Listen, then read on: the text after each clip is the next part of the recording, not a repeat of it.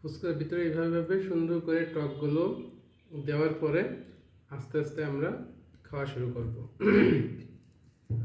ততক্ষণ পর্যন্ত দর্শকরা আপনারা আমাদের সাথে থাকবেন আর আমাদের চ্যানেলটাকে একটু সাপোর্ট করে দিবেন। তো ফিউচারে আমরা নতুন নতুন এরকম আরও আপনাদেরকে অনেক সুন্দর সুন্দর ভিডিও উপহার দিতে পারি।